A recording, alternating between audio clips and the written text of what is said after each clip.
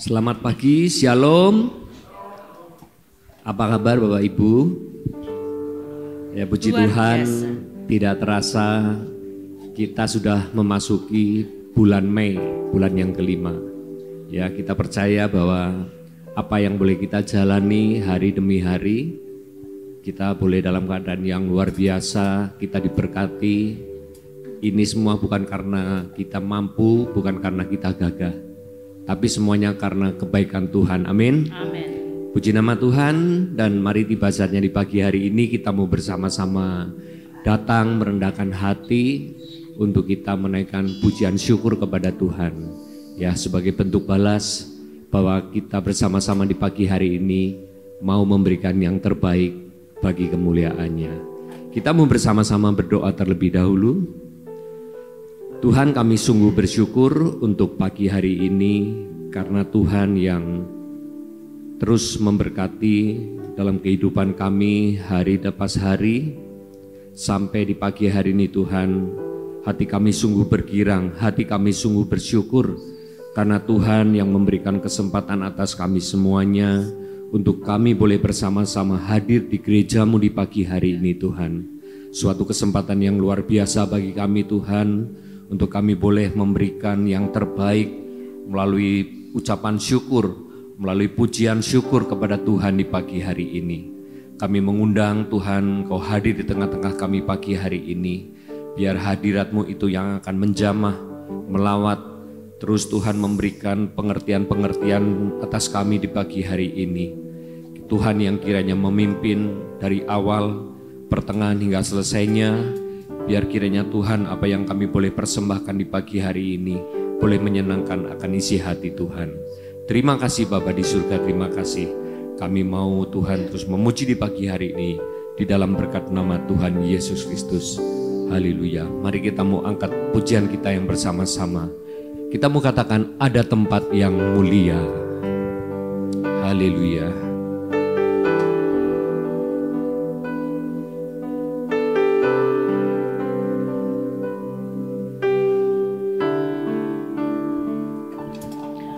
Ada tempat yang mulia, anugerah-Mu tercurah, Kau berikan hidup-Mu sebagai ganti dosaku.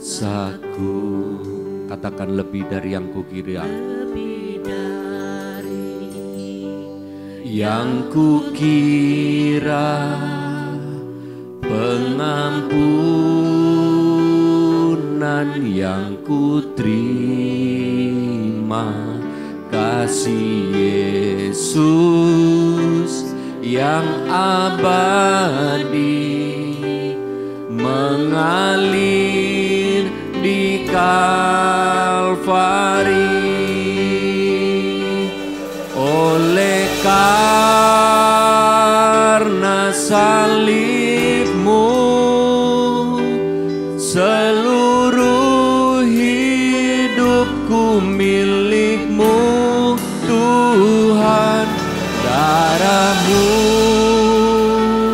sucikanku, kuasa salib-Mu pulihkanku. Mari sekali lagi bersama-sama, ada tempat yang mulia. Ada tempat yang mulia, anugerah-Mu, anugerah-Mu yang tercurah, Kau berikan hidup-Mu sebagai ganti dosaku. Lebih dari yang kukira, pengampunan yang kuterima, kasih Yesus yang abadi mengalir di Kalvari. Mari bersama-sama, oleh karena salibmu, seluruh hidupku milikmu Tuhan. Darahmu sucikanku, kuasa salibmu sucikanku. Oleh karena salibmu, seluruh hidupku milikmu. Darahmu sucikanku, kuasa salibmu pulihkan. Mari kita mau bersama-sama bangkit berdiri. Kita mau katakan lebih sungguh lagi, ada tempat yang mulia, ada tempat, yes Tuhan, yang mulia. Anugerah-Mu tercurah, Kau berikan hidupmu sebagai ganti. Katakan lebih dari yang kukira, lebih dari yang kukira. Amin. Pengampunan yang kuterima, kasih Yesus yang abadi mengalir di Kalvari. Oleh karena salibmu, seluruh hidupku milikmu Tuhan. Darahmu sucikanku, kuasa salibmu pulih. Sekali lagi, oleh karena salibmu. Yes, kami percaya Tuhan, salibmu adalah pengampunan dalam hidup kami yang telah menebus segala bentuk dosa dan pelanggaran kami Tuhan. Tuhan, darahmu sucikanku, kuasa salibmu pulihkanku. Oleh karena salibmu, seluruh hidupku milikmu Tuhan. Darahmu sucikanku, kuasa salibmu pulih. Mari jemaat Tuhan saja katakan, karena salibmu.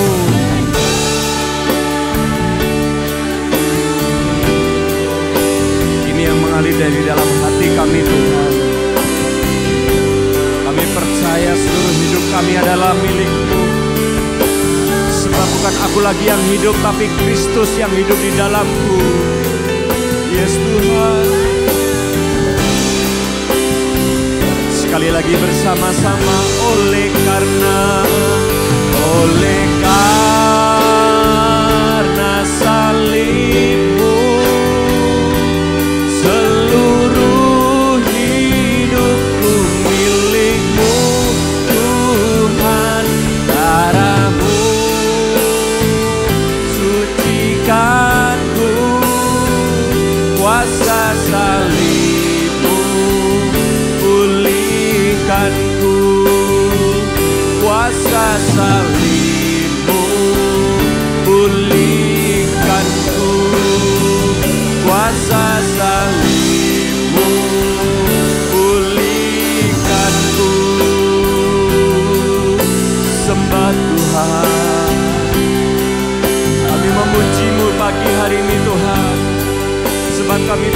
percaya salib-Mu yang memberi pengampunan.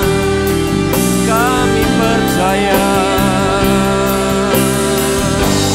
Yes, darah-Mu yang menyucikan seluruh dosa dan pelanggaran kami Tuhan. Terima kasih Tuhan, kami bersyukur.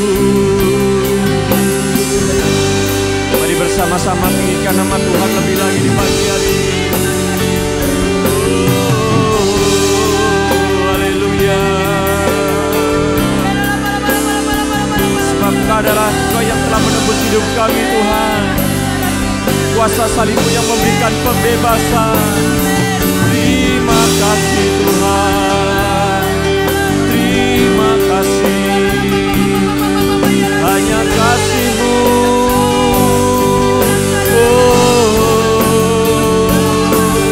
Kau yang layak kami sembah, layak ditinggikan. Kami bersyukur. Haleluya.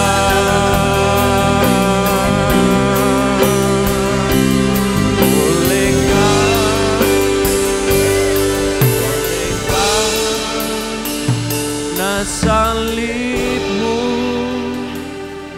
seluruh hidupku milik-Mu Tuhan. Darah-Mu sucikanku, kuasa salib-Mu pulihkanku. Sekali lagi, oleh Yes, kami percaya Tuhan karya penebusan dalam hidup kami.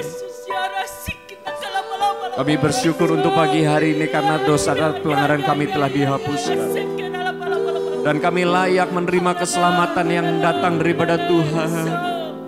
Sucikanku, kuasa salib-Mu pulihkanku. Oleh karena salib-Mu, seluruh hidupku milik-Mu Tuhan. Darah-Mu sucikanku, kuasa salib-Mu pulihkanku. Kuasa salib-Mu pulihkanku, kuasa salib-Mu pulihkanku.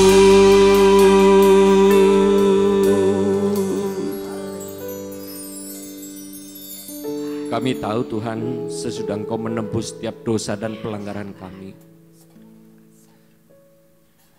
maka yang hidup di dalam kami bukan aku lagi, tapi Kristus yang memimpin seluruh perjalanan hidup kami. Oleh karena itu Tuhan, pagi hari ini kami mau terus mengucapkan syukur. Dan kami terus mau Tuhan, anugerah-Mu itu terus ada dalam hidup kami. Yang memimpin daripada hidup kepada kehidupan yang mendatang Tuhan. Terima kasih Tuhan. Biarlah hati kami pagi hari ini dipenuhi dengan sukacita, dipenuhi dengan sorak-sorai, karena di pagi hari ini Tuhan kami siap memuji-mujikan nama-Mu. Terima kasih Tuhan. Di dalam nama Tuhan Yesus Kristus kami sudah berdoa dan mengucapkan syukur. Amin. Mana tepuk tangan dan sorak-sorainya Bapak Ibu? Haleluya. Tuhan kita Tuhan yang baik. Amin. Puji nama Tuhan. Sebelum kita menaikkan pujian kita bersama-sama, mari Bapak Ibu bisa memberikan jabat tangan yang terbaik untuk kanan kiri kita. Katakan kita memuji Tuhan. Haleluya. Silakan duduk Bapak Ibu. Dan biarlah pagi hari ini kita mau bersama-sama memuji dan meninggikan nama Tuhan. Sebab Dia besar, Tuhan yang layak dipuji. Haleluya. Kita bertepuk tangan bersama-sama buat Tuhan.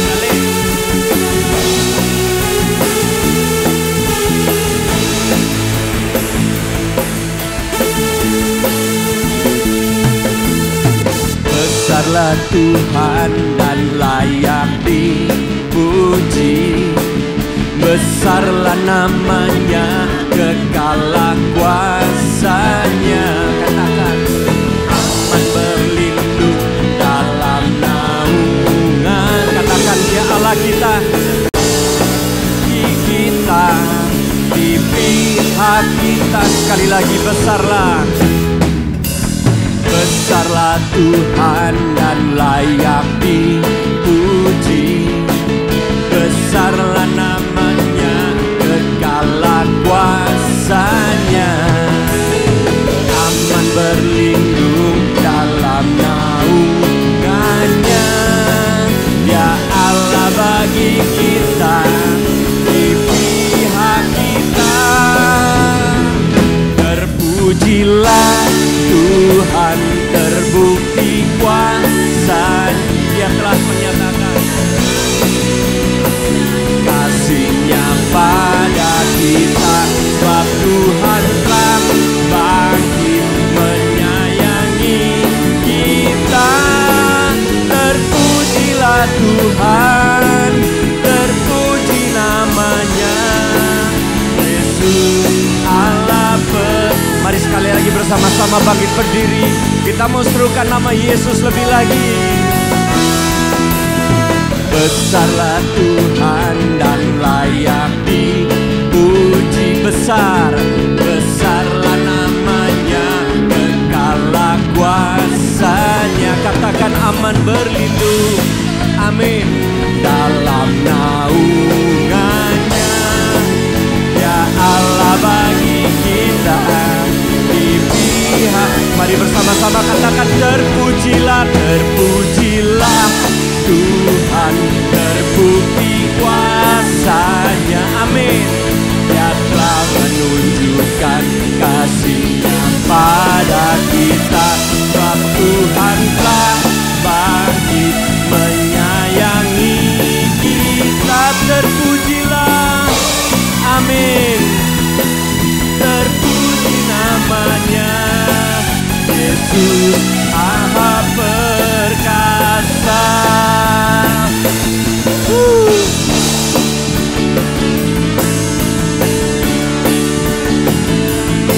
Tuhan kita Tuhan yang hebat, amin saudara. Dia kekal untuk selama-lamanya.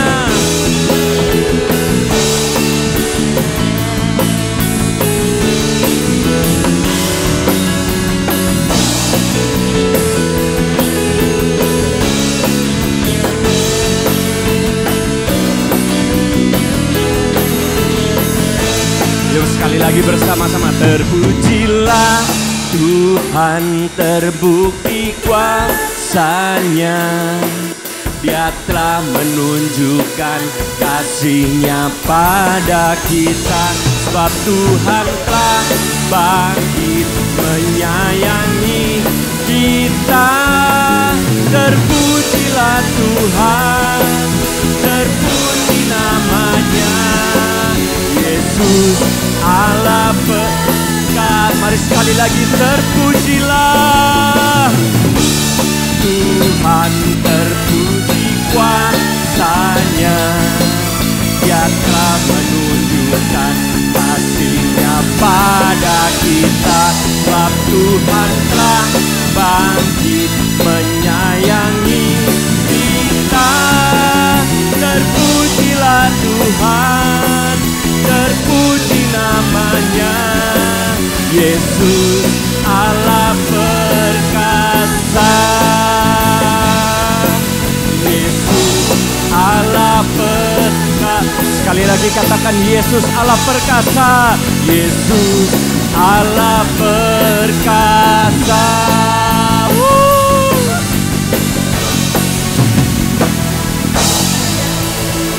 Haleluya. Sekali lagi sorak-sorainya yang meriah buat Tuhan kita. Haleluya. Haleluya. Ya, mari kita sekali lagi musrukan bersama-sama, terpujilah namamu Tuhan. Haleluya. Mari lebih semangat lagi bertepuk tangan buat Tuhan kita. Haleluya.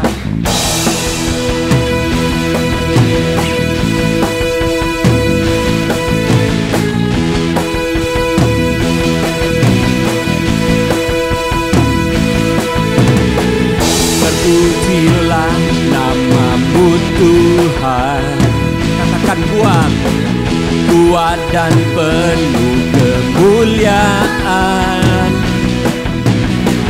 Satu suara kami nyatakan, kebesaran-Mu tetap selamanya. Terpujilah, terpujilah nama-Mu Tuhan. Katakan ajaib, ajaib dan penuh keagungan. Satu suara kami nyatakan, kerajaan-Mu, kerajaan-Mu kekal selamanya. Mari bersama-sama. Oh, oh, oh, oh, oh, oh. Engkaulah Raja atas dunia. Katakan yang menghancurkan, amin, dan membebaskan jiwa. Kami bersorak, bertepuk tangan. Engkau Tuhan berjaya dan meminta untuk selamanya. Mari sekali lagi, saudaraku, katakan terpujilah. Terpujilah nama-Mu Tuhan. Ajaib dan penuh keagungan, ajaib dan penuh keagungan. Satu hati kami nyatakan, kerajaan-Mu kekal selamanya. Mari bersama-sama katakan, oh, oh, oh, oh, oh, oh. Engkaulah Raja atas dunia. Katakan yang menghancurkan kutub, amin, dan membebaskan jiwa. Kami bersorak, bertepuk tangan. Engkau Tuhan berjaya dan meminta untuk. Engkaulah Raja atas dunia yang menghancurkan, amin, dan membebaskan jiwa. Kami bersorak, bertepuk tangan. Engkau Tuhan berjaya dan meminta untuk. Engkaulah Raja. Mana tepuk tangannya saudara? Haleluya. Mari tinggikan nama Tuhan lebih lagi. Dan membebaskan jiwa. Engkaulah Raja atas dunia yang menghancurkan kutub dan membebaskan jiwa. Kami bersorak, bertepuk tangan. Engkau Tuhan berjaya dan meminta untuk selamanya.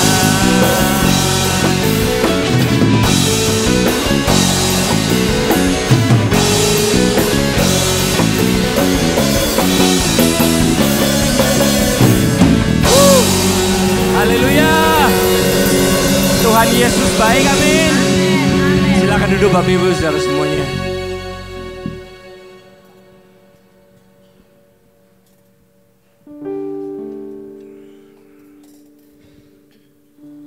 Hari ini mama saya sedang menjalani opnam di Rumah Sakit Telogorejo, Bapak Ibu. Ya, mama sudah sekian lama menderita sakit, terutama untuk vertigo. Ya, bertahun-tahun, kadang sembuh, kadang kambuh, silih berganti. Ya, puji nama Tuhan, kami memiliki seorang mama yang tangguh, yang luar biasa. Nah, mama dipercaya oleh Tuhan untuk bisa mengelola persekutuan doa yang ada di Cilacap. Sudah berjalan kurang lebih 18 tahun. Ya, bukan suatu hal yang mudah, saudara, menerima amanat agung dari Tuhan memelihara sudah 18 tahun. Kadang kami berpikir saudara, kenapa dari mamah yang sudah sedemikian rupa memberikan pelayanan kepada Tuhan, ya, memelihara jemaat Tuhan yang ada di Cilacap, tapi sakit dari pada mama ini tidak kunjung sembuh. Kami anak-anak mama, rekan-rekan selalu berdoa untuk apa saudara? Untuk kesembuhan mama. Tapi sampai hari ini belum sembuh. Nah kemarin kira-kira 1,5 bulan yang lalu, tepat pada waktu pemilihan umum, mama terkena demam berdarah. Sampai kondisi fisiknya itu ngedrop. Dan sampai hari ini saudara, setelah DP, itu mama tidak bisa berjalan. Kalau berjalan harus dituntun, kalau berdiri harus dibantu untuk dibangunkan. Nah seminggu yang lalu saya bawa ke Temanggung, kemudian saya bawa ke Semarang, dan kemudian harus menjalani rawat opnam.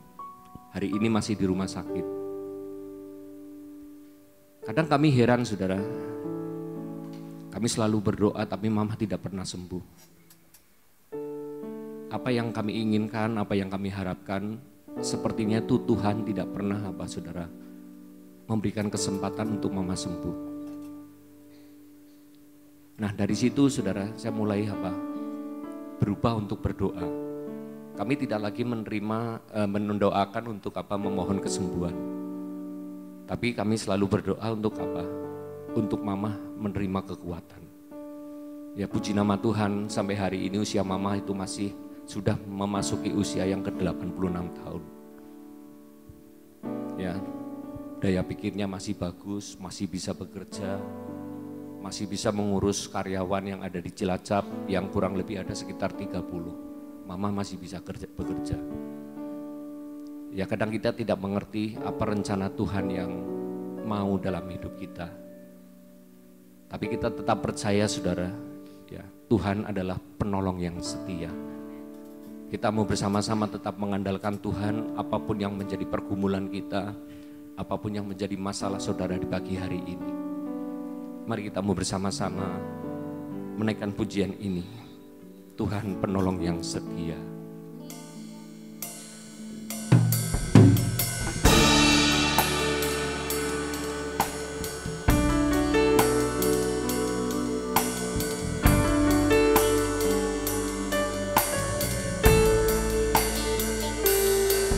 Saat ku berjalan,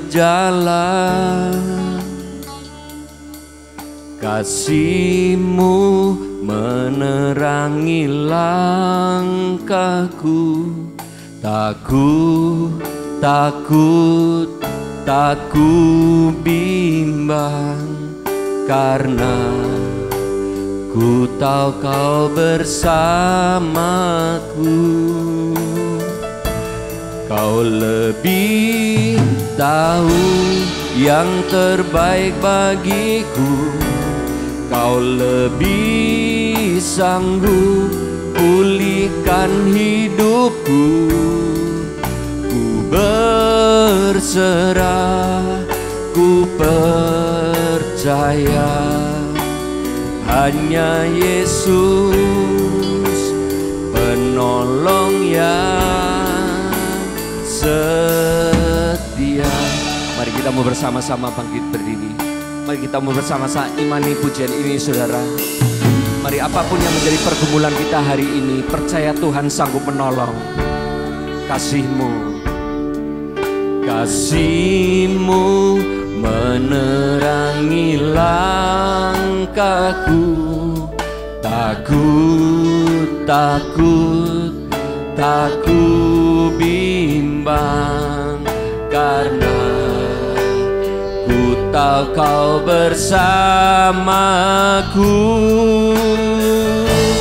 Kau lebih tahu yang terbaik bagiku. Kau lebih sanggup pulihkan hidupku. Berserah, ku percaya, hanya Yesus penolong yang setia. Kau lebih tahu, tahu yang terbaik bagiku. Kau lebih sanggup pulihkan hidupku. Berserah, ku percaya hanya Yesus penolong yang setia. Mari lebih lagi dengan imanmu katakan, kau lebih tahu, kau lebih tahu yang terbaik bagiku. Saya serahkan kepada Pak Arif. Sanggup pulihkan hidupku.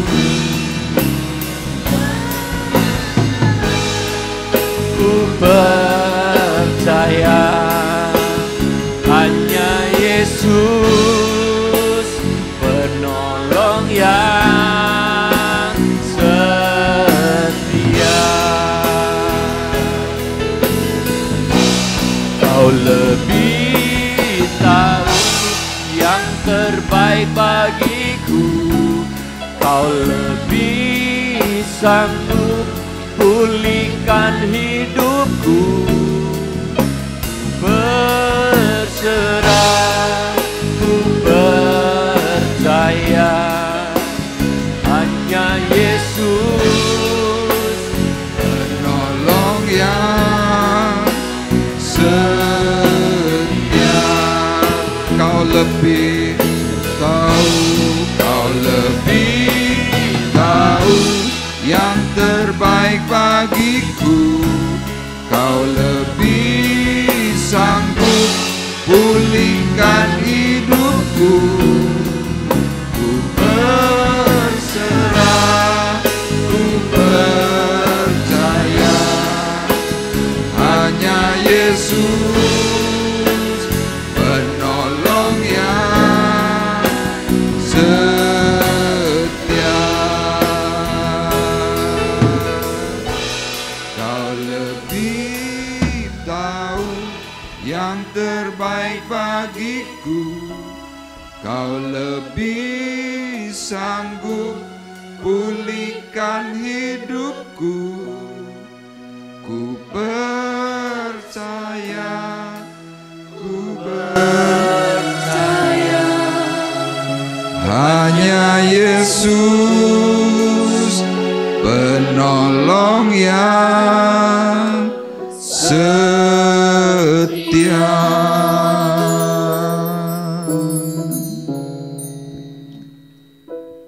Kami belajar untuk terus menyerahkan hidup kami kepada Tuhan. Kami belajar terus percaya secara penuh, sehingga setiap kali apa yang Tuhan kerjakan di luar akal pikir kami tetap melihat dengan mata iman kami bahwa itu adalah kebenaran yang Tuhan ajarkan. Hari ini Tuhan, kami masih mengingat akan kebangkitan-Mu dari antara orang mati.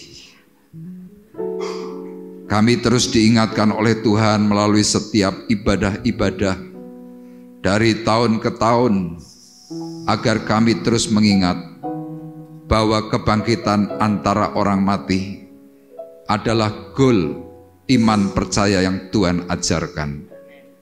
Oleh karena itu Tuhan, pagi hari ini kami mohon, berbicaralah kepada kami secara khusus, beri kami anugerah pengetahuan pengertian, sehingga kami semakin yakin bahwa apa yang Tuhan sudah lakukan dan kerjakan, kami yakini itu adalah kebenaran dari Allah.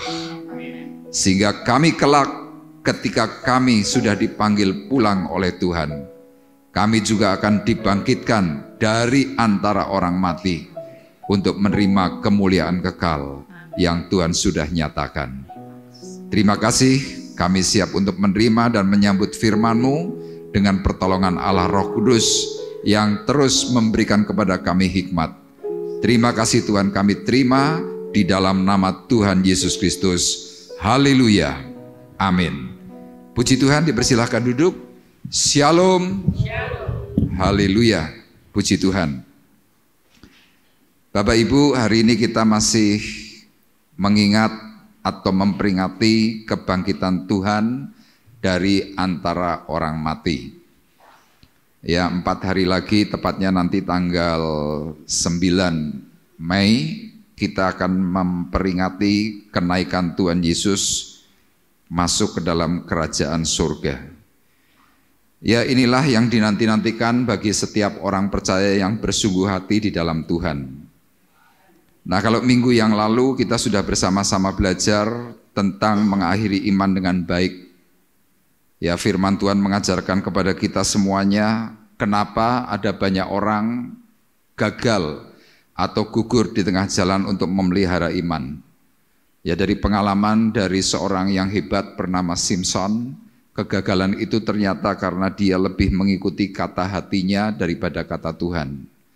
Nah, demikian juga kita kerap kali diajar, kita kerap kali diberi arahan-arahan kebenaran oleh Tuhan, tetapi ternyata kerap kali juga kata hati kita ini lebih kuat daripada kata Tuhan. Kemudian hal yang kedua yang kemarin saya sampaikan adalah karena tidak adanya Tuhan dalam hidup pribadi manusia itu. Kita beragama, tapi belum tentu Tuhan yang memimpin. Nah, akhirnya Simpson mengalami satu kesadaran penuh, dia bisa dipulihkan meskipun berakhir dengan kematian, dengan cara apa? Dia berseru kepada Tuhan. Nah, hari ini kita akan kembali bersama-sama belajar untuk tema mengakhiri iman kita dengan baik, yaitu mempersiapkan hari kebangkitan. Ya, ini adalah tema yang mungkin tidak biasa karena biasanya jarang sekali orang mempersiapkan sesuatu yang tidak enak. Ya, tetapi saya hari ini menyampaikan kepada Bapak Ibu sesuai dengan perkataan firman Tuhan dalam Filipi pasal 3 ayat 10 dan ayatnya yang ke-11, mempersiapkan hari kebangkitan. Kita akan melihat dalam Filipi pasal 3 ayat 10 dan ayat 11. Saya akan bacakan buat Bapak Ibu Saudara. Firman Tuhan berkata demikian. Yang ku kehendaki ialah mengenal Dia dan kuasa kebangkitannya dan persekutuan dalam penderitaannya, di mana aku menjadi serupa dengan Dia dalam kematiannya, supaya aku akhirnya beroleh kebangkitan dari antara orang mati. Ya, ini yang kerap kali hamba-hamba Tuhan mengatakan bahwa inilah yang namanya goalnya orang Kristen. Kalau kita sebagai pengikut Tuhan hanya karena sembuh dari sakit, itu bukan sesuatu acuan benar.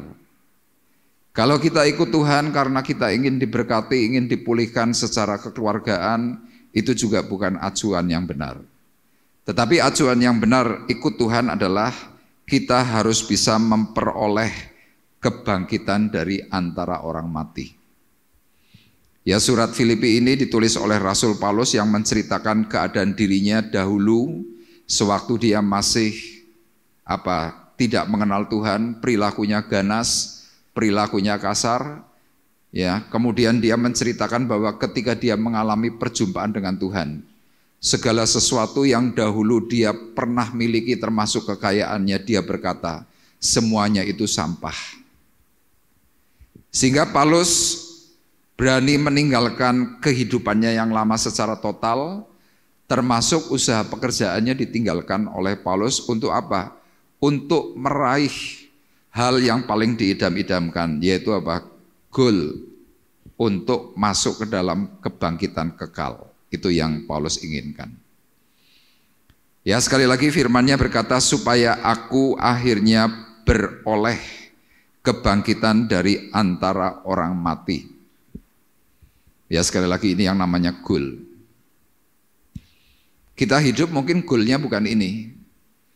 Biasanya goal kita yaitu ingin kita menjadi kaya, ingin kita menjadi orang sukses, ingin kita menjadi orang yang paling terkenal, yaitu idaman hati umumnya orang. Kalau kita Bapak Ibu yang kemarin nonton sepak bola, secara khusus pertandingan kalau nggak keliru yang U23 antara Indonesia dengan Uzbekistan. Ya meskipun Indonesia kalah, tapi paling tidak mereka ini sudah berjuang mati-matian. Nah sewaktu mereka tidak mencapai gol karena 2-0, komentator atau penonton bola biasanya langsung berteriaknya gimana Bapak Ibu? Ya saya nonton di beberapa tayangan media sosial termasuk TikTok. Orang nonton bola, ini anak kecil, sampai nangis-nangis. Sambil nangis kemudian berteriak-teriak kepada bapaknya. Pak doa pak, doa pak, doa pak. Kalah. Nangisnya tambah kencang. Sama Bapak Ibu, nanti kalau kita sampai kalah, kita tidak masuk sampai gol, orang-orang lain yang nonton kita, termasuk penonton bola yang kalah berkata apa? Goblok. Sama, kita kadang-kadang diperhadapkan kepada sesuatu yang mungkin kita tidak paham, tidak kita ngerti secara baik, tetapi kita diarahkan harus ke situ. Makanya Paulus berkata seperti ini kenapa? Karena banyak sekali orang-orang Kristen yang tidak paham. Nanti Bapak Ibu bisa membaca dalam surat-suratnya Rasul Paulus dalam surat Korintus.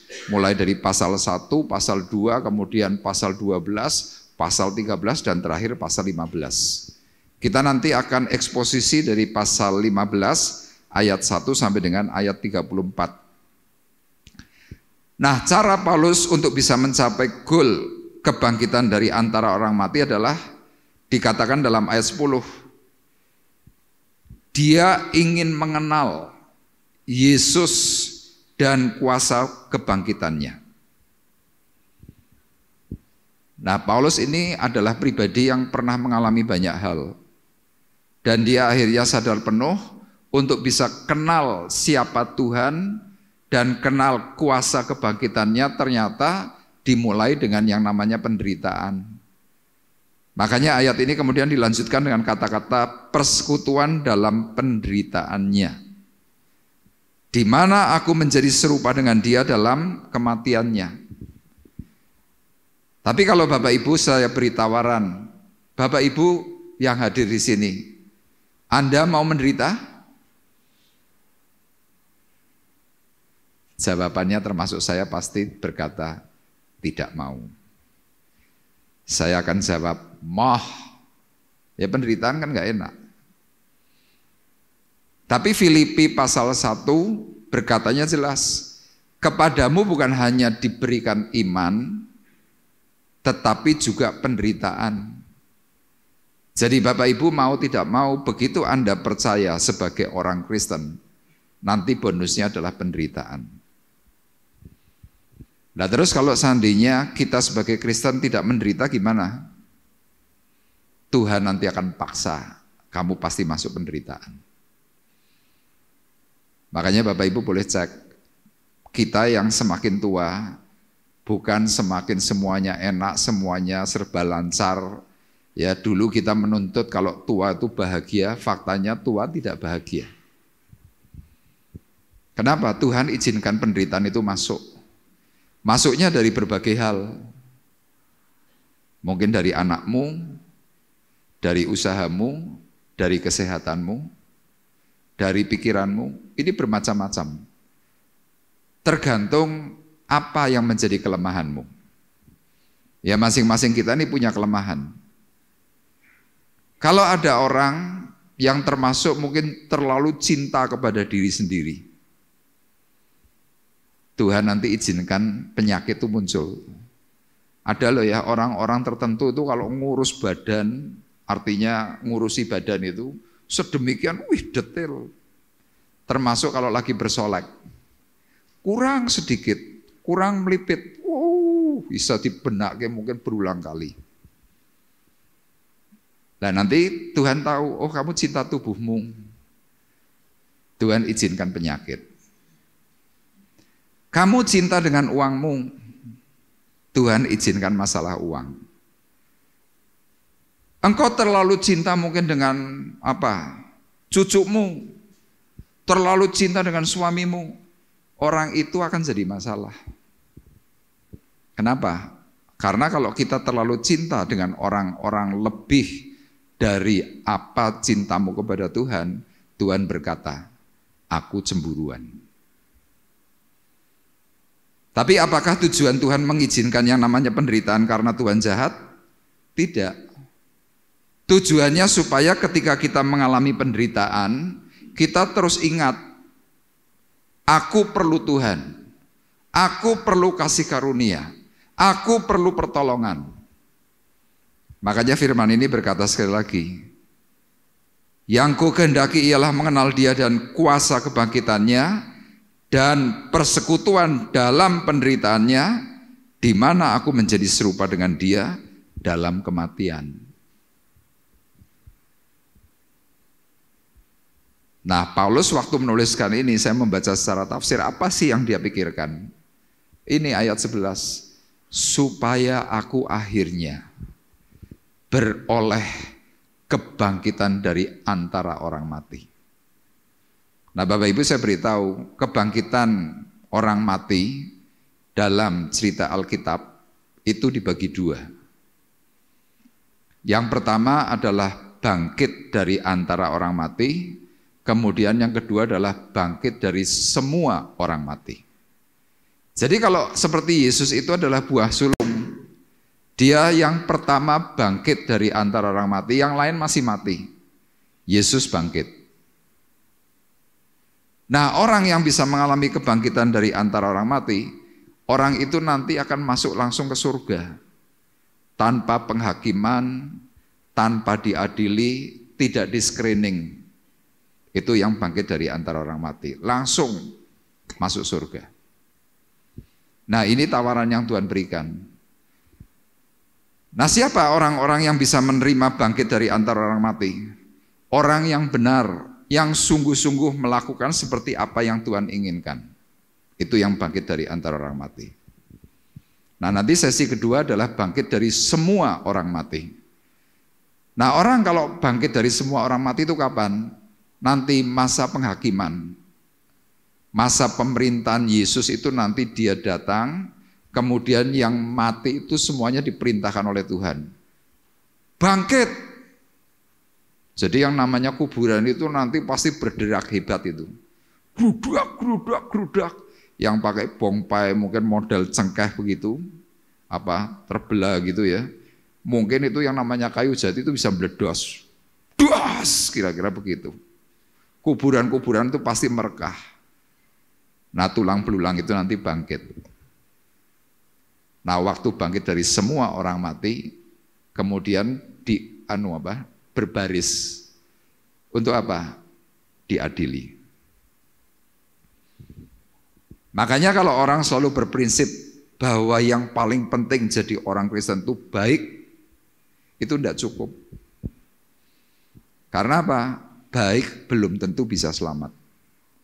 Tapi kalau orang yang baik kemudian mengarah benar, dari benar mengarah berkenan sempurna, itu yang nanti akan diselamatkan. Nah, firman Tuhan di sini ini untuk mengingatkan kepada kita, kalau bisa Bapak Ibu, termasuk saya, kepinginnya adalah bangkit dari antara orang mati. Saudara jangan mau bangkit dari semua orang mati, jangan mau. Kenapa? Karena kalau orang bangkit dari semua orang mati, masuk dalam pengadilan Kristus, masuk dalam tahta pengadilan Kristus, secara logika itu tidak mungkin selamat. Nah, kita akan eksposisi dari 1 Korintus pasal 15 ayat 1 sampai dengan ayat 34. Ya, kita akan terlebih dahulu membaca ayat 20. Perikop daripada ayat 1 sampai dengan ayat 34 itu adalah kebangkitan Kristus. Kemudian ayat 35 itu adalah kebangkitan tubuh. Nah, yang pertama yang kita mau pelajari adalah tentang kebangkitan Kristus. Kita melihat dalam 1 Korintus 15 ayat 20. Kita baca bersama-sama. 2, 3. Tetapi yang benar ialah bahwa Kristus telah dibangkitkan dari antara orang mati, sebagai yang sulung dari orang-orang yang telah meninggal. Amin. Jadi Rasul Paulus hari itu mencoba memberikan sebuah penegasan kepada sidang jemaat Korintus. Kenapa Paulus memberikan penegasan dalam ayat 20? Karena hari itu ada gonjang-ganjing di dalam jemaat Korintus bahwa cerita yang disampaikan oleh Paulus itu dianggap sebagai cerita bohong. Sama dari antara kita yang Kristennya mungkin belum sungguh-sungguh, apalagi kalau Kristennya adalah Kristen yang tidak dipimpin oleh Roh Kudus, bicara tentang bangkit dari antara orang mati, mereka pasti berkata, bohong. Mereka pasti akan berkata, sudahlah, jangan nakut-nakuti, itu semuanya tidak ada. Nah, dalam zaman Paulus sama. Sudah beribadah sebagai pengikut Kristus, tetapi mereka mendengar kabar bahwa apa yang diberitakan oleh Rasul Paulus itu semuanya adalah bohong, isapan jempol. Makanya kemudian Rasul Paulus menceritakan dalam surat Filipi pasal 3, untuk apa? Meyakinkan banyak orang. Dia ceritakan bahwa siapa dirinya dahulu. Dia dahulu adalah ahli Taurat, orang Farisi. Dia orang asli Israel. Tapi tidak percaya. Nah, sewaktu dia mengalami perjumpaan dengan Tuhan, Tuhan hanya memberikan satu sentuhan yang lembut. Paulus hari itu cuma diizinkan mengalami kebutaan itu 3 hari. Tapi disitulah dia mengalami sebuah semacam penglihatan begitu bahwa ini adalah sebuah kebenaran. Dan Paulus mencoba belajar tentang kebenaran Allah itu bukan dari para rasul Bapak Ibu. Tapi dia pergi ke Arab. Dia pergi keluar daripada Israel. Untuk apa? Untuk dia mencari hikmat Allah. Dan tentu cara yang dilakukan adalah apa? Dia berdoa dan berpuasa. Sampai akhirnya dia memperoleh sebuah penjelasan tentang kebenaran karena dia sering mengalami yang namanya perjumpaan dengan Kristus. Akhirnya dia menuliskan, tetapi yang benar ialah bahwa Kristus telah dibangkitkan dari antara orang mati sebagai yang sulung dari orang-orang yang telah meninggal. Kenapa kok Paulus mencoba menegaskan ini kembali? Karena hari itu Paulus juga tidak melihat. Yang melihat kebangkitan dari antara orang mati itu hanya siapa? Murid-murid yang didatangi itu pun kan tidak melihat langsung. Tapi berdasarkan nilai iman, akhirnya mereka sungguh percaya. Sama hari ini Bapak Ibu, kita mau diyakinkan oleh Tuhan. Ketika saudara dan saya percaya tentang kebangkitan, itu adalah nilai plus untuk membawa saudara itu semakin sungguh-sungguh kepada Tuhan. Tapi kalau hati kita ragu-ragu, kita menganggap bahwa ini cuma cerita tentang agama. Saya khawatir karena saudara tidak mempunyai keyakinan yang penuh, akhirnya saudara bisa gagal. Makanya lihat, orang kenapa kadang-kadang kok pindah dari A, B, C, D, pindah-pindah terus. Mereka bingung dengan pengajaran. Tapi Rasul Paulus kembali mengungkapkan bagaimana caranya supaya kita ini bisa bangkit dari antara orang mati. Tadi dalam Filipi pasal 3 ayat 10 dikatakan, yang ku kehendaki ialah mengenal Dia. Jadi hal yang pertama untuk kita bisa bangkit dari antara orang mati, yang paling utama adalah apa? Kita harus bisa kenali Tuhan dengan benar. Pertanyaannya begini, sudahkah kita mengenal Tuhan itu dengan benar?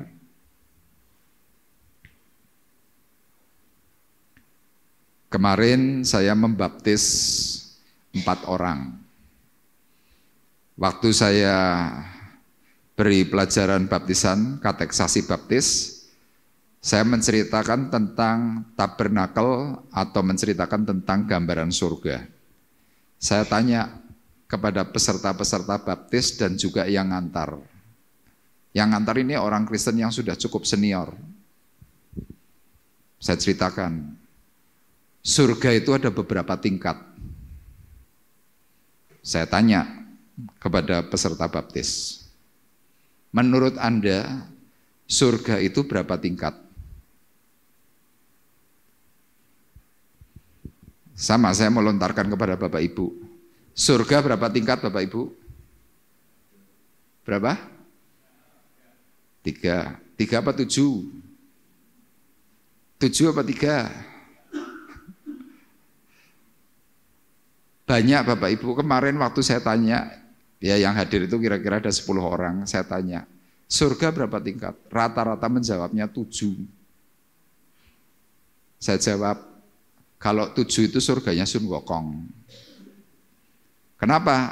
Karena kita umumnya orang Tionghoa dapat cerita-cerita kan dari legenda, dari apalah macam-macam cerita tentang Sun Wokong itu pergi ke surga tingkat 7, kemudian di sana ngamuk, memporak-porandakan surga atau nirwana, kira-kira seperti itu.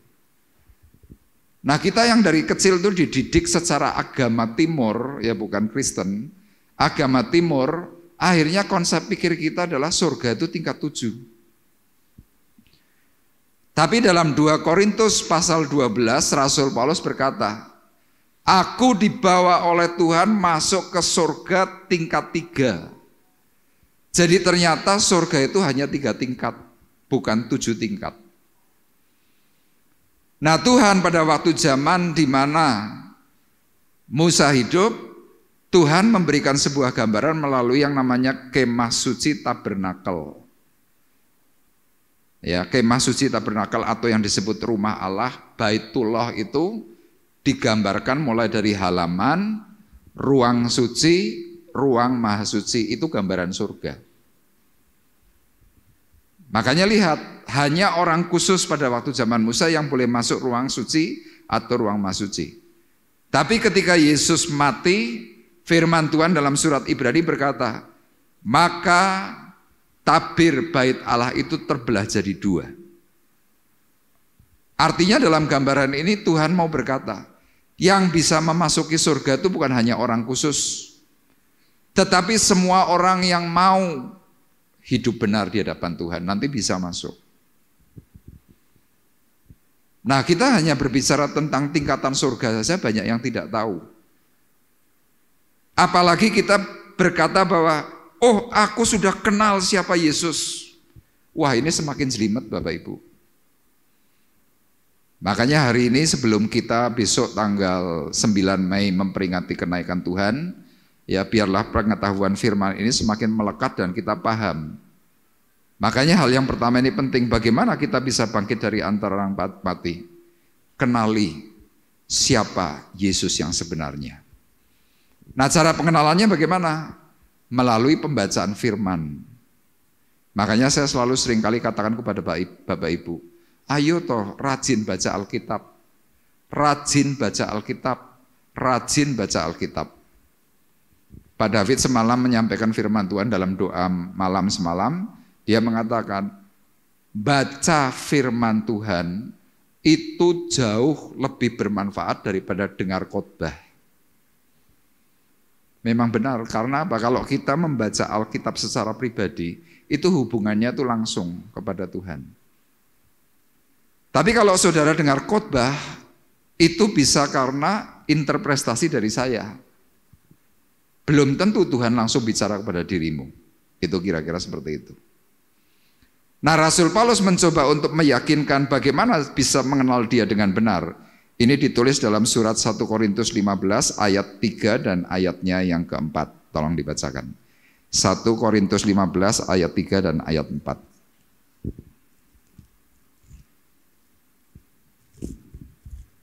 Begini firman Tuhan, sebab yang sangat penting telah kusampaikan kepadamu, yaitu apa yang telah kuterima sendiri, ialah bahwa Kristus telah mati karena dosa-dosa kita sesuai dengan kitab suci, bahwa ia telah dikuburkan dan bahwa ia telah dibangkitkan pada hari yang ketiga sesuai dengan kitab suci. Iya, 2 ayat ini diawali dengan sebuah perkataan begini, sebab yang sangat penting telah kusampaikan kepadamu. Apa itu yang disampaikan oleh Rasul Paulus kepada sidang jemaat Korintus yang sangat penting? Yang disampaikan oleh Rasul Paulus kepada jemaat Korintus adalah Injil. Jadi nanti Bapak Ibu yang membawa Alkitab atau punya Alkitab yang membawa pagi hari ini, ya coba dalam surat 1 Korintus pasal 15 itu tuh ayat 1 sampai 4 itu dikasih kelowongan. Kalau Bapak Ibu pakai ini pasti tidak bisa di-highlight. Nggak bisa. Nggak bisa dikasih catatan. Tapi kalau Bapak Ibu pakai Alkitab, di Alkitab saya ini ada catatannya. Bahwa 1 Korintus 15 ayat 1 sampai 4 itu apa sih artinya? Jadi rangkumannya dalam ayat 1 sampai 4 secara khusus ayat 3 dan ayat 4 itulah yang disebut dengan berita Injil. Kalau saudara diberi pertanyaan, Injil itu apa? Rata-rata hanya mengatakan kabar baik. Tapi esensi Injil itu apa? Banyak dari kita tidak bisa jawab. Termasuk saya dahulu tidak bisa jawab. Saya cuma jawabnya, Injil yo Injil. Lah iya, Injil itu apa? Yo Injil, iya tahu. Tapi apa? Bungkam. Makanya lihat Bapak Ibu, ketika saudara mencoba membawa orang lain yang belum kenal Tuhan, kemudian saudara mencoba menginjili mereka. Kalau Anda ketemu dengan orang yang kritis, kita macet. Dan orang itu pasti tidak mau untuk datang mengenal Tuhan. Kenapa? Loh yang katanya sudah kenal Tuhan aja tidak tahu kok. Sama saudara kalau sebagai seorang salesman atau seorang pengusaha, Anda tidak menguasai namanya product knowledge, saudara nggak bisa jual. Tapi coba saudara sebagai seorang pengusaha, seorang businessman, seorang salesman, ketika Anda mau menjual barang, misalkan contoh HP, saya tanya, Pak HP-mu ini hebatnya apa sih? Oh Pak, fiturnya hebat, dari A sampai Z komplit, saya bisa jelaskan plek. Misalkan mereknya nggak terkenal misalkan. Karena saya diberi penjelasan secara konkret, utuh, saya tertarik, saya tanya, harganya berapa? Oh murah Pak. Yang lain-lain 20 juta, ini cukup 5 juta setara dengan yang 20 juta. Saya beli, kenapa? Menarik. Sama banyak dari antara kita ini Kristen. Kita mencoba menjangkau jiwa, tapi waktu kita diberi pertanyaan, tidak bisa jelaskan. Orang pada akhirnya apa? Nggak ikut. Nah jadi kalau ditulis dalam ayat 3 dan ayat 4 itu yang dikatakan di sini adalah Kristus telah mati karena dosa-dosa kita sesuai dengan kitab suci. Artinya ini sesuai dengan nubuatan. Ayat 4, Ia telah dikuburkan dan Ia telah dibangkitkan pada hari yang ketiga sesuai dengan kitab suci. Jadi ternyata yang namanya esensi Injil itu adalah Yesus lahir, Dia mati bagi dosa, hari ketiga bangkit dari antara orang mati, kemudian naik ke surga dan akan datang kembali. Ini saya tuliskan, Injil adalah lahir, mati untuk dosa, bangkit di hari ketiga, naik ke surga dan akan datang kembali. Ini Injil. Jadi kalau saudara ingin kenal siapa Tuhan, ini dasarnya dulu. Dia sebagai anak Allah lahir dari perawan Maria. Dia bertumbuh dewasa dididik dalam pendidikan orang tua yang takut kepada Tuhan. Di usia kurang lebih 30 tahun dia kemudian mulai memberitakan kebenaran Allah. Usia kurang lebih 33 tahun dia mati untuk dosa-dosa kita. Sesuai dengan kitab suci, hari ketiga dia bangkit dari antara orang mati, hari yang ke-40, ya besok peringatannya tanggal 9 Mei, dia naik ke surga, dan janji Tuhan adalah apa? Dia akan datang kembali. Nah yang menjadi pertanyaan, Anda yakin semuanya enggak apa yang dikatakan oleh firman Tuhan? Makanya tadi saya ungkapkan, kalau kita hanya ingin sembuh, kita hanya ingin dipulihkan, kita ingin diberkati, kembali punya uang, itu bukan esensi Injil. Jadi waktu kita bisa mengenal esensi Injil itu dengan benar, dengan baik, kita punya kemantapan hati yang pada akhirnya apa? Kita berpegang teguh. Makanya dalam surat 1 Korintus pasal 15 ayat 1 dan ayat 2 tolong ditampilkan. Ya, kita perhatikan sebentar. 1 Korintus 15 ayat 1 dan ayat 2. Ya.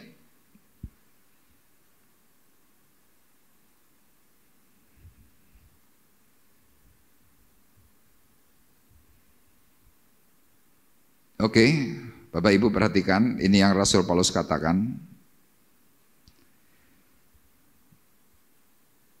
Dan sekarang saudara-saudara, aku mau mengingatkan kamu kepada Injil yang aku beritakan kepadamu dan yang kamu terima dan yang di dalamnya kamu teguh berdiri. Itu ayat 1. Ayat 2. Oleh Injil itu kamu diselamatkan, asal kamu teguh berpegang padanya, seperti yang telah kuberitakan kepadamu, kecuali kalau kamu telah sia-sia saja menjadi percaya. Ayat 2 ini. Jadi Rasul Paulus mencoba mengatakan ini kepada sidang jemaat Korintus. Mereka itu percaya Tuhan. Tapi sewaktu mendengar berita bahwa Yesus itu bohong, bangkit dari antara orang mati, iman mereka goncang. Beberapa waktu yang lalu saya pijit di tempat ini, manggil seorang tunanetra. Kemudian dia tanya kepada saya, Pak Pendeta, dalam bahasa Jawa dia berkata, nopo leres, nyuwun sewu nggih, Yesus sing panjenengan puja-puja niku kan sanes Yesus. Yesus yang kita sembah-sembah itu tuh bukan Yesus, dia bilang gitu. Saya tanya, loh mas, jenengan kok bisa tahu kalau itu bukan Yesus? Loh ya jelas, wong saya diajari bahwa itu bukan Yesus, yang disalib itu kan muridnya Yesus yang namanya Yudas. Nah coba Bapak Ibu bayangkan.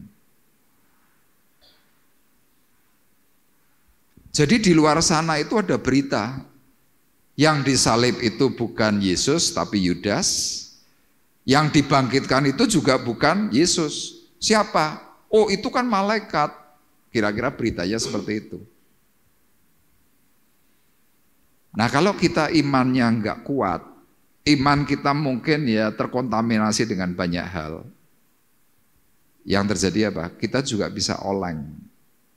Makanya seperti minggu yang kemarin saya jelaskan tentang adanya Kristen progresif. Saya sekali lagi mau katakan itu bukan Kristen progresif, agama progresif itu.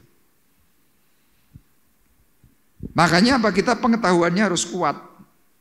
Nah dalam ayat 2 di sini dikatakan, oleh Injil itu kamu diselamatkan. Kemudian Paulus berkata, asal kamu teguh berpegang padanya. Seperti yang telah kuberitakan kepadamu, kecuali kalau kamu telah sia-sia saja menjadi percaya. Paulus mengatakan, ya terserah kamu, yang tak beritakan ini suatu kebenaran.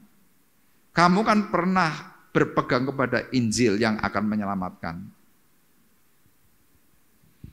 Asal kamu teguh berpegang. Loh beberapa hari terakhir ini saya ketemu loh Bapak Ibu, orang-orang Kristen pindah. Bukan pindah gereja, pindah agama. Pindah agama. Terus waktu saya tanya, lah bingung kok. Apalagi sekarang sudah saya dengar di YouTube, wah pengajarannya macam-macam. Coba. Itu yang namanya apa ya? Menggadaikan keselamatan. Untuk sesuatu yang namanya iming-iming. Untuk sesuatu karena sebuah kebingungan. Coba kembali ke poin 1. Saya di sini menuliskan poin 1.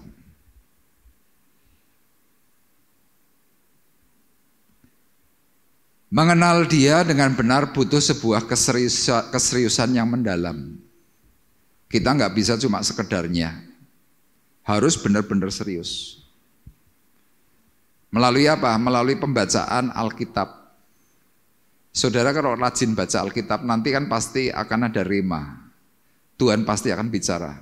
Kalau saudara mungkin detail, saudara akan tanya kepada teman seiman yang lebih senior, kepada full time atau mungkin kepada pendeta. Kalau sudah baca. Kalau kita mungkin tidak terlalu pandai membaca atau kurang serius dalam membaca, terus cara yang berikutnya dengan apa? Melalui ibadah. Seperti pagi hari ini saya menerangkan kepada Bapak Ibu ibadah tentang siapa Kristus yang awal. Nah terus kalau kita malas ibadah gimana? Hidupmu terseok-seok. Untuk doa saja pasti setengah mati. Kenapa? Engkau tidak punya keyakinan kok kepada siapa engkau berdoa. Kepada siapa engkau meminta engkau tidak yakin. Makanya jadinya malas berdoa. Nah kalau kita memenuhi dua unsur ini, baca Alkitab dan ibadah, maka pengetahuan tentang anak Allah itu bisa kita pahami secara benar melalui karunia Roh Kudus. Makanya sekarang saya mau tanya kepada Bapak Ibu, kalau menurut Bapak Ibu, kita yang hadir semua di sini, sudah menerima karunia Roh Kudus atau belum? Yang sudah terima angkat tangan. Yang belum terima,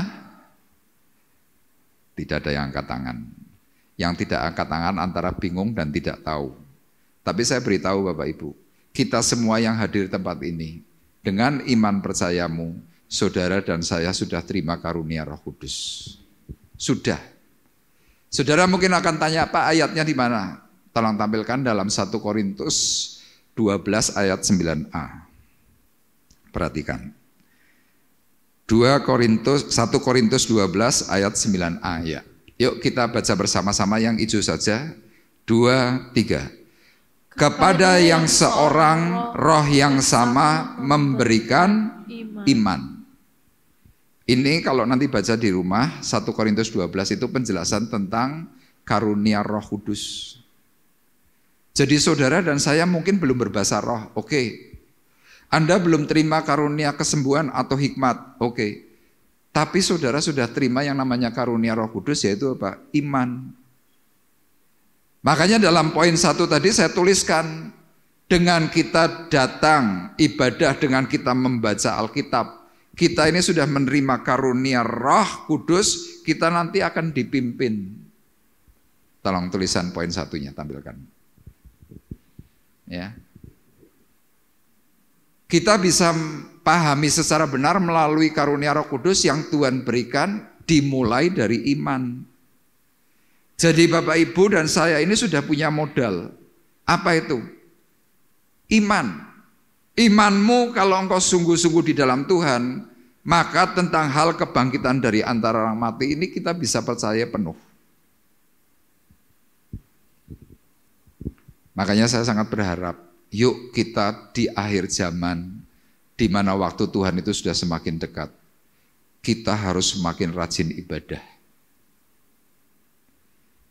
Amin. Amin Bapak Ibu, rajin ibadah. Bukan supaya gereja ini penuh, bukan Bapak Ibu. Bukan bicara, supaya kolektifnya melimpah, bukan. Tapi firman Tuhan mengajarkan supaya kita ini bisa diselamatkan. Lupa apakah keselamatan itu hanya melalui ibadah? Tidak hanya. Tetapi salah satu hal bahwa ibadah itu membuktikan tentang nilai iman kita. Jadi seandainya kita tidak melakukan itu semuanya gimana? Ya saudara di hadapan Tuhan tuh reviewnya, rewardnya tuh kurang. Jadi ini yang pertama, kalau saudara bisa mulai kenal siapa Tuhan, nanti saudara akan bisa, oh iya ya. Ya karena ini waktunya nggak memungkinkan untuk saya menyampaikan semua detail dari keberadaan Tuhan nanti selanjutnya. Ya mungkin sesudah 10 hari Pentakosta saya akan jelaskan. Itu yang pertama. Kemudian hal yang kedua, bagaimana kita bisa bangkit dari antara orang mati. Yang kedua, cara yang dilakukan oleh Paulus dalam surat 1 Korintus 15 adalah menghargai kasih karunia. Itu yang kedua. Nah, kita akan lihat ayatnya dalam ayat 8 sampai dengan ayat 10. Tolong Rosa bisa bacakan 1 Korintus 15 ayat 8 sampai dengan yang ke-10. Begini firman Tuhan, dan yang paling akhir dari semuanya, ia menampakkan diri juga kepadaku, sama seperti kepada anak yang lahir sebelum waktunya. Karena aku adalah yang paling hina dari semua rasul, bahkan tidak layak disebut rasul, sebab aku telah menganiaya jemaat Allah. Tetapi karena kasih karunia Allah, aku adalah sebagaimana aku ada sekarang, dan kasih karunia yang dianugerahkannya kepadaku tidak sia-sia. Sebaliknya, aku telah bekerja lebih keras daripada mereka semua, tetapi bukannya aku, melainkan kasih karunia Allah yang menyertai aku. Amin. Bapak Ibu, inilah pengalaman Rasul Paulus. Dia menceritakan, aku ini hina, aku tidak layak untuk dijadikan rasul. Kemudian dalam ayatnya yang ke-10 dia berkata, tetapi karena kasih karunia Allah, aku adalah sebagaimana aku ada sekarang, dan kasih karunia yang dianugerahkannya kepadaku tidak sia-sia. Kenapa dia berkata kasih karunia Allah yang dianugerahkan kepada Paulus tidak sia-sia? Karena Paulus berkata, aku telah bekerja lebih keras daripada mereka semua. Jadi kesimpulannya Bapak Ibu, Paulus itu bisa mempunyai sebuah keyakinan bangkit dari antara orang mati. Karena dia menilik hidupnya. Apa yang dia tilik? Aku menghargai kasih karunia. Nah, ciri-ciri orang yang menghargai kasih karunia dikatakan tadi bekerja lebih keras daripada mereka semua. Bukan pekerjaan sekuler Bapak Ibu, tapi pekerjaan tentang pemberitaan Injil, atau dengan kata lain melayani Tuhan. Itu salah satunya. Kemudian dalam ayatnya yang ke-30 dan ayat 31 kita perhatikan. Dan kami juga, mengapakah kami setiap saat membawa diri kami ke dalam bahaya? Saudara-saudara, tiap-tiap hari aku berhadapan dengan maut demi kebanggaanku akan kamu dalam Kristus Yesus, Tuhan kita. Aku katakan bahwa hal ini benar. Jadi sekali lagi, ciri-ciri orang yang menghargai kasih karunia Allah adalah semangatnya dalam Tuhan itu tinggi. Kalau yang namanya dengar jam ibadah, semangat. Tidak datar, tidak melempem. Semangat. Itu orang yang menghargai kasih karunia. Kemudian apa lagi? Seperti dalam ayat 30. Rela bersusah-susah. Dalam ayat 31. Bayar harga meskipun ada bahaya. Kalau dari pengalaman saya, selama saya melayani pekerjaan Tuhan, banyak dari kita untuk sedikit susah-susah itu tidak mau. Kemarin saya ceritakan dengan beberapa teman, ada beberapa teman kalau saya ajak pelayanan misalkan keluar kota atau misalkan katakanlah keluar pulau, yang pertama kali ditanyakan mesti begini, Pak Arif, kalau keluar pulau ada WC yang bagus enggak? Saya jawab, waduh, ya enggak tahu, kadang bisa bagus, kadang tidak bagus. Kalau gitu ya enggak jadilah. Hanya gara-gara WC kita batal atau gagal melayani. Tapi saudara pernah enggak mengingat zamannya Tuhan Yesus hidup atau zamannya Musa hidup, dalam zaman dulu di padang gurun, di padang pasir. Kira-kira kalau mereka mau BAB neng dia, saudara pernah bayangkan enggak?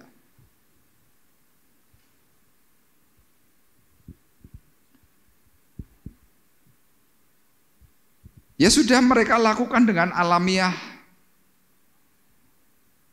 Tapi kenapa hari ini kita kalau untuk menjadi seorang pemberita Injil, jelas-jelas Tuhan sudah menyelamatkan hidup kita, kita masih memberikan opsi pilihan.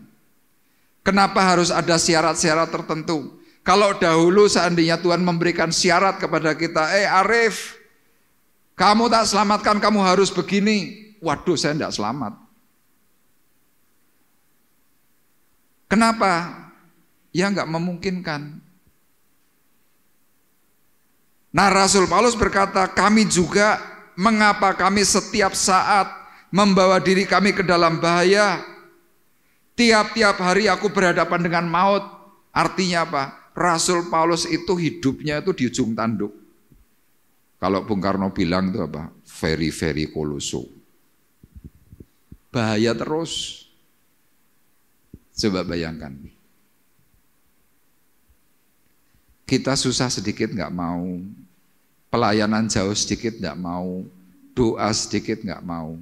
Tapi kita kepinginnya, Tuhan kalau nanti aku ada sesi kebangkitan dari antara orang mati, aku ikut ya Tuhan. Tuhan akan jawab, sorry, tidak ada.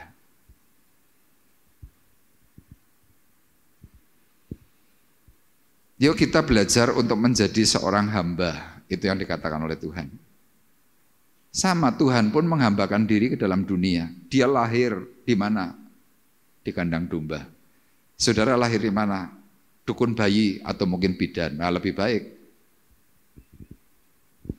Apalagi, dia dibesarkan oleh oleh tukang kayu. Kita mungkin dibesarkan sebagai pengusaha. Lebih baik lagi. Nah, hal-hal yang mungkin lebih mendasar untuk menghargai kasih karunia seperti yang dikatakan oleh Paulus. Cuma hal-hal yang sifatnya ya ringan-ringan. Makanya ayo Bapak Ibu, kita kembali semangat melayani pekerjaan Tuhan meskipun mungkin saudara hari ini sudah berstatus aku wis tuwa. Enggak apa-apa. Saudara tinggal milih, seperti tadi ceritanya mama saya itu, hari ini 86 tahun, dia sudah jadi pelayan Tuhan. Punya persekutuan setiap bulan yang hadir bisa 80-90 orang. Dia sakit. Tapi hatinya selalu berkata, persekutuannya kapan? Mama ora iso melu ndampingi ya. Saya bilang, ora apa-apa mah, ndak apa-apa. Sudah pokoknya ada atau tidak ada mama, persekutuan ini tetap jalan. Ya wis, dia cuma berkata begitu. Sama saudara yang hadir di tempat ini semuanya jauh lebih sehat dari mama saya. Amin. Saudara mau melayani pekerjaan Tuhan? Halo? Kalau saya diberi pertanyaan begitu saya akan langsung jawab dengan keras. Mau! Saudara mau melayani pekerjaan Tuhan? Lebih semangat, mau? Amin. Loh, ini suara saudara dicatat sama Tuhan loh. Nanti Tuhan akan kirimkan malaikat, Tuhan akan berikan sentuhan hati di dalam dirimu. Dan tiba-tiba engkau selalu rindu. Ini yang namanya menghargai kasih karunia. Dan yang terakhir, bagaimana kita bisa bangkit dari antara orang mati? Yang terakhir ini bagiannya mungkin agak lumayan susah. Karena apa? Jangan berbuat dosa lagi. Tolong poinnya, ya, jangan berbuat dosa lagi. Tadi di dalam gambar kedua tadi itu kan gambarnya Yesus melepaskan orang yang terikat, rantainya diputuskan. Itu menghargai kasih karunia. Kalau orang sampai sudah di dalam Tuhan masih melakukan perbuatan dosa, identiknya orang itu sedang mau mengikatkan diri lagi. Anda terkungkung. Tapi di poin ini saya beri gambar orang tuh di depan matahari itu lagi menghirup nafas kok. Itu orang yang tidak berbuat dosa. Nah sekarang yang menjadi pertanyaan, kenapa Rasul Paulus berkata jangan berbuat dosa lagi? Ya kita lihat dulu ayatnya dalam 1 Korintus 15 ayat 34. Sadarlah kembali sebaik-baiknya dan jangan berbuat dosa lagi. Ada di antaramu yang tidak mengenal Allah. Hal ini kukatakan supaya kamu merasa malu. Kalau Paulus mengatakan bahwa jangan berbuat dosa lagi. Ya lagi ini kan untuk sebuah ingat-ingatan bahwa kita pernah berbuat. Nah sekarang pertanyaannya begini, dosamu sebelum engkau mengenal Tuhan itu apa? Oh Pak, saya dahulu perokok berat, narkoba. Lah ojo ngerokok meneh, ojo narkoba lagi. Bapak-bapak di sini yang masih merokok, ingat kata-katanya, jangan berbuat dosa lagi. Kalau kita berbuat dosa lagi dengan sektor yang sama terus gimana? Anda akan terpuruk. Saya berani pastikan perkataan itu akan menjadi sebuah celah besar dalam hidupmu sehingga engkau akan sangat sulit dipulihkan dan mungkin engkau bisa kena sesuatu yang lebih menyakitkan daripada nikmat dosa. Apalagi dari pengalaman saya mengkonseling orang Bapak Ibu, orang berselingkuh, orang berzina itu capek. Biasanya dua orang yang mungkin laki perempuan ini kepengen putus, kepengen bubar. Tapi tidak bisa. Kadang-kadang bingung, kenapa ini? Terus saya melayani orang di Semarang. Orang yang cukup terkenal, saya kenal dia baik. Suatu hari dia panggil saya, Pak Arief, saya mau jujur sama Pak Arief. Oh iya Pak, gimana Pak? Tapi Pak Arief mohon ya, jangan dicerita-ceritakan. Iya Pak. Saya ngaku Pak sama Pak Arief. Apa? Saya di luar istri saya sudah punya anak lagi. Saya kaget. Terus, ya anak saya ini wajahnya persis saya Pak. Terus, ya umurnya sudah 22 tahun, beda 5 tahun dengan anak saya yang pertama. Saya tambah terperangah, masa toh Pak? Iya Pak, Bapak mungkin pernah ketemu. Terus, saya capek Pak. Saya mau putus, tapi tidak bisa. Loh itu seperti itu Bapak Ibu. Kenapa capek? Karena pasangan selingkuhnya ini nuntut. Di jam-jam tertentu, di hari-hari tertentu. Ayo makan, itu anakmu ngajak. Mau nggak mau, harus mau. Kalau enggak gimana? Pasangannya berkata, ya enggak apa-apa. Memang aku tua, aku sampah. Hatinya mulai terusik lagi. Daripada orang penak, ya wes melu. Tapi di restoran gimana? Celingak, celinguk, celingak, celinguk. Kemarin ada tuh di media sosial, nggak tahu itu benar atau enggak. Ada seorang wanita telepon di tengah kayak kalangan kafe begitu. Teleponnya agak keras. Mas, aku melihat istrimu di tempat ini sama laki-laki lain. Seluruh kafe bubar kabeh. Berarti kesimpulannya apa? Selingkuh kabeh. Kira-kira gitu. Paulus mengingatkannya simpel loh. Jangan berbuat dosa lagi.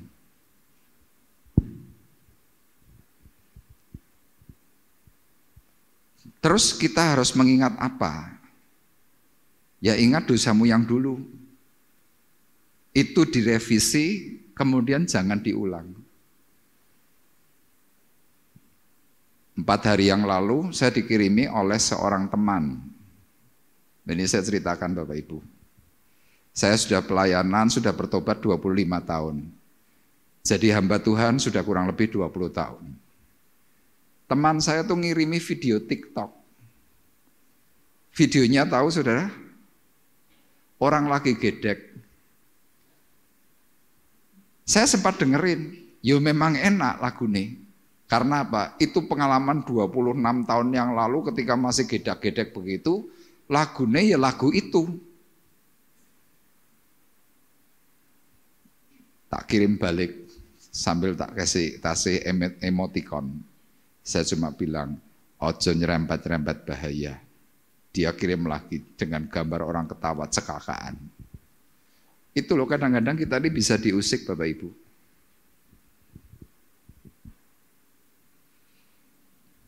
Sama, celah kita kan banyak. Bapak Ibu punya celah, saya punya celah. Kalau kita tidak pelihara, kita tidak cepat tutup celah itu, maka kans untuk bisa bangkit dari antara orang mati itu semakin tidak memungkinkan. Dan Paulus mengajarkan bagaimana supaya kita jangan berbuat dosa lagi. Jaga pergaulan. Ayat 33 tolong tampilkan. Janganlah kamu sesat, pergaulan yang buruk merusakkan kebiasaan yang baik. Jadi kalau Bapak Ibu sudah kenal ayat ini kan, ayat ini terkenal kan. Pergaulan buruk merusakkan kebiasaan yang baik. Sama Bapak Ibu mungkin kadang-kadang iseng. Ingin mendatangi teman lama, say hello. Temanmu masih lama, belum ciptaan baru. Itu Yakobus pernah alami. Dolan ke satu tempat, temannya yang lama, say hello. Tiba-tiba temannya itu mengeluarkan Johnny Walker sambil gini. Dok. Ayo Mat. Ya, Yakobus itu kalau nama-lamanya itu Gumat karena wajahnya mirip Ahmad Albar. Ayo Mat, ngombe maning. Dia jawab, ora melu-melu, aku wis tobat. Alah, kowe kanca tapi ora ngargai kancane. Itu bahasa Banyumas kan begitu kan. Dia jawab, oh enggak gitulah. Ya wes, nek ora kayak kue ya ngombe ngene bareng aku. Kira-kira gitu. Dia jawab, sidik bae ya. Iya wes sidik-sidik ora apa-apa ngancani ben anget. Nah, dituangkan, ndak banyak Bapak Ibu, bukan segelas. Cuma segini nih loh. Minum. Seminggu kemudian jatuh. Nanti mau cerita komplitnya bisa sharing sama Pak Yakobus. Hanya gara-gara tadi mendatangi teman lama. Sama teman-teman kita kan tentu masih ada yang lama Bapak Ibu. Termasuk saya masih punya banyak teman lama. Tapi peringatan Tuhan jelas melalui perkataan Paulus, jangan berbuat dosa lagi. Yang setuju katakan amin. Kita akan tutup Alkitab kita dan kita akan menaikkan pujian. Dan kita sebentar akan menerima roti dan anggur perjamuan kudus. Biarlah perkataan firman Tuhan pagi hari ini sungguh mempersiapkan hari kebangkitan untuk kita semuanya. Kita akan berkata, kasih Tuhan sungguh mulia, tulus dan sempurna mengasihiku.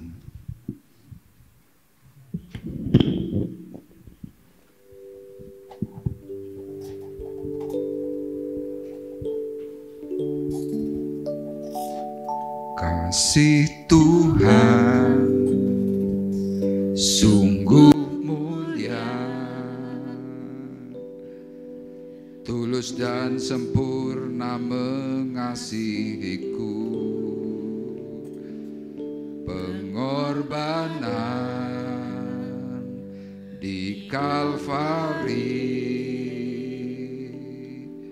sungguh berharga, kau tebus dosaku.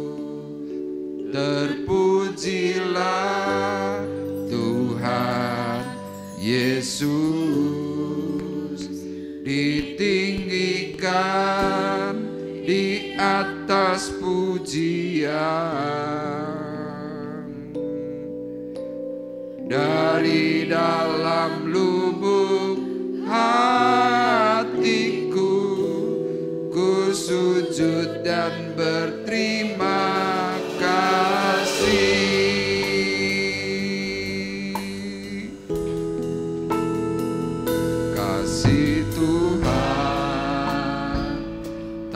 bersyarat, tak seperti cinta yang ada di dunia, selalu memberi lebih dari yang layak ku terima di hidupku. Terpujilah Tuhan Yesus, ditinggikan di atas pujian. Dari dalam lubuk hatiku ku sujud dan berterima kasih. Terpujilah Tuhan Yesus, ditinggikan di atas pujian. Dari dalam lubuk hatiku ku sujud dan berterima kasih. Terpujilah Tuhan Yesus,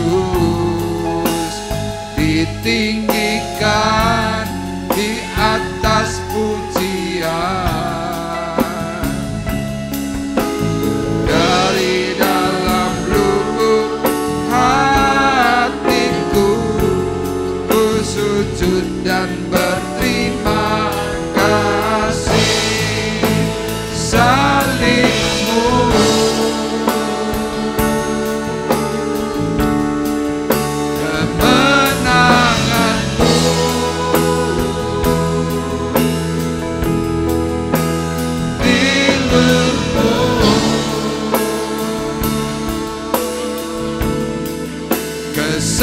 kesembuhanku,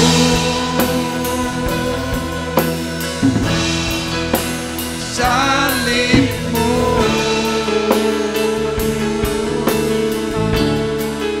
kemenanganku,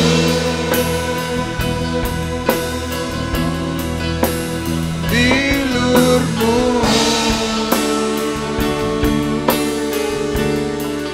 kesembuhanku.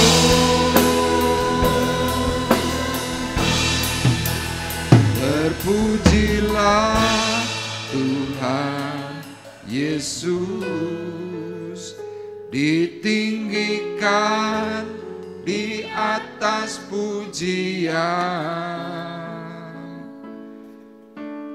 Dari dalam lubuk hatiku ku sujud dan berterima kasih.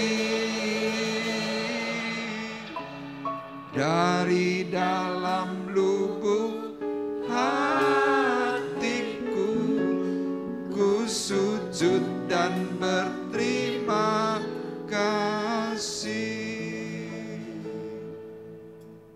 Paulus berkata dalam surat Roma pasalnya yang ke-7, aku manusia celaka. Terkadang dalam batinku aku menginginkan yang baik, tetapi justru yang keluar adalah sesuatu yang jahat. Tetapi terpujilah Tuhan Yesus, karena Dia telah menyelamatkan aku. Demikian juga dalam diri kita. Kita menginginkan sesuatu yang baik, tetapi justru yang jahat itu muncul. Melalui pengorbanan Tuhan di kayu salib, Dia menebus setiap dosa dan pelanggaran kita. Dia bangkit di hari yang ketiga, naik ke surga, mempersiapkan tempat untuk kita semua umat percaya. Dan pada waktu yang akan ditentukan oleh Tuhan, Dia akan datang kembali menjemput kita masuk dalam awan kemuliaan. Mari dengan keyakinan penuh kita mau berkata kembali, Terpujilah Tuhan Yesus, ditinggikan di atas pujian. Dari dalam lubuk hatiku, ku sujud dan berterima kasih. Dari dalam lubuk hatiku, ku sujud dan berterima kasih. Tuhan, terima kasih. Engkau baik dan Kau terus mau berbicara kepada kami melalui firman Tuhan. Kami menyimak dan kami memeteraikan, menyimpan dalam hati kami. Dan kami sungguh mau menjadi pelaku dari setiap pengajaran-Mu. Oleh karena itu Tuhan, kami mau teguhkan perkataan firman-Mu untuk kami, untuk diri kami. Sehingga waktu kami kembali mendengar ada kesulitan, ada kesusahan, Tuhan, firman-Mu yang akan berbicara dan menolong kami. Pagi hari ini Tuhan, firman-Mu kami mau teguhkan dengan sebentar kami akan menerima roti dan anggur perjamuan. Tuhan, hamba-Mu berdoa di dalam nama Yesus, kuduskan, sucikan roti dan anggur ini sebagai substitusi, pengganti tubuh daripada Yesus, darah daripada Tuhan yang sudah menebus dosa dan pelanggaran kami. Berkati dan kuduskan, urapi, sehingga boleh menjadi saluran berkat untuk mereka yang sakit, untuk mereka yang mengalami kelemahan, dipulihkan dengan kuasa-Mu yang ajaib. Tuhan, terima kasih, dan hamba-Mu juga berdoa untuk rekan-rekan kami Tuhan, hamba-hamba-Mu, pelayan-pelayan Tuhan yang sudah ditunjuk untuk membagikan roti dan anggur. Kuduskan mereka semuanya dalam nama Yesus, sehingga impartasi yang terbaik yang akan diterima oleh setiap sidang jemaat Tuhan. Dan kami percaya Tuhan, dengan penerimaan kami tentang roti dan anggur, maka kemuliaan Tuhan akan dinyatakan dalam diri kami semuanya. Terima kasih, kami sambut di dalam nama Tuhan Yesus Kristus. Haleluya.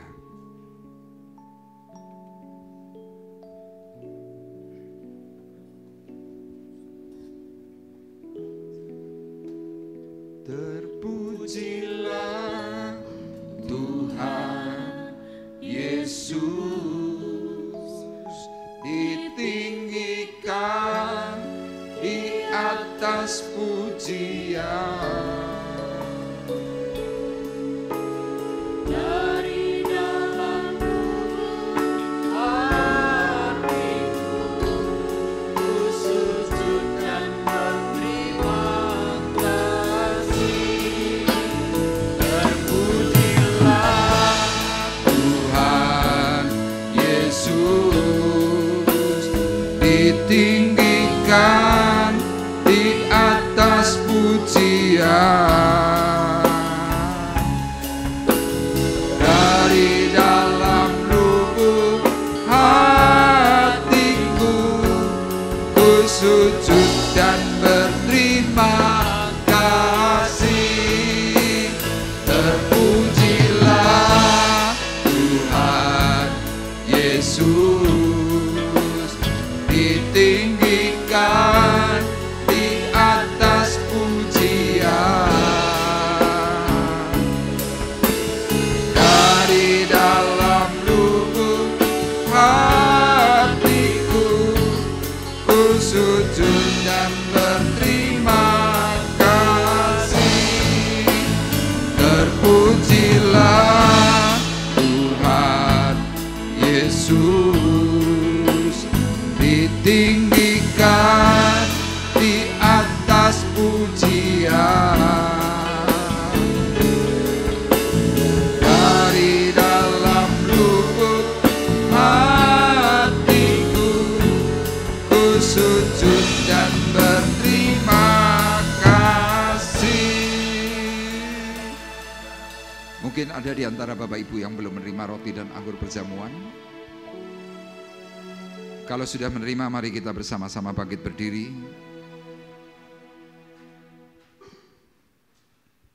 Di tangan Bapak Ibu ada roti dan anggur perjamuan yang sudah disediakan dan sudah diterima. Firman Tuhan memberikan catatan bahwa roti adalah lambang daripada tubuh Kristus. Anggur adalah lambang daripada darah Tuhan Yesus Kristus. Dan Rasul Paulus mencatat dalam surat 1 Korintus, sebab apa yang telah kuteruskan kepadamu telah aku terima dari Tuhan, yaitu bahwa Tuhan Yesus pada malam waktu ia diserahkan, ia mengambil roti, sesudah itu ia mengucap syukur atasnya, ia memecah-mecahkannya dan berkata, inilah tubuhku yang diserahkan bagi kamu. Perbuatlah ini menjadi peringatan akan aku. Demikian juga ia mengambil cawan, sesudah makan lalu ia berkata, cawan ini adalah cawan perjanjian baru yang dimeteraikan oleh darahku. Perbuatlah ini setiap kali kamu meminumnya menjadi peringatan akan aku. Sidang jemaat Tuhan terkasih, marilah kita bersama-sama mengangkat roti lebih tinggi dari kepala kita masing-masing. Karena roti adalah satu, maka kita sekalipun banyak adalah satu tubuh. Karena kita semua mendapat bagian dalam roti yang satu itu. Bukankah roti yang kita pecah-pecahkan adalah persekutuan dengan tubuh Kristus? Amin. Dalam nama Tuhan Yesus Kristus kita makan bersama-sama.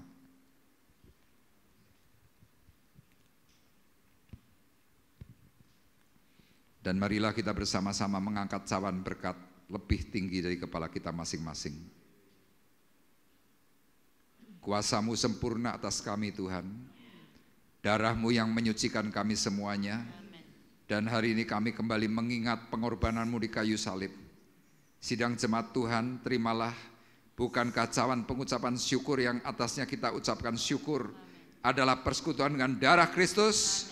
Amin. Dalam nama Tuhan Yesus Kristus kita minum bersama-sama.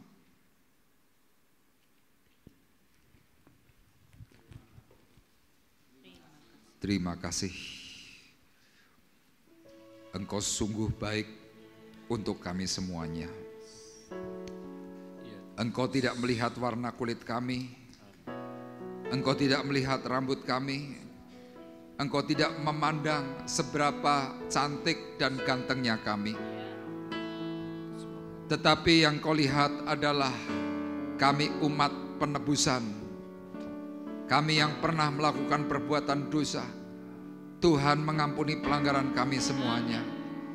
Itu yang Tuhan sudah ingat.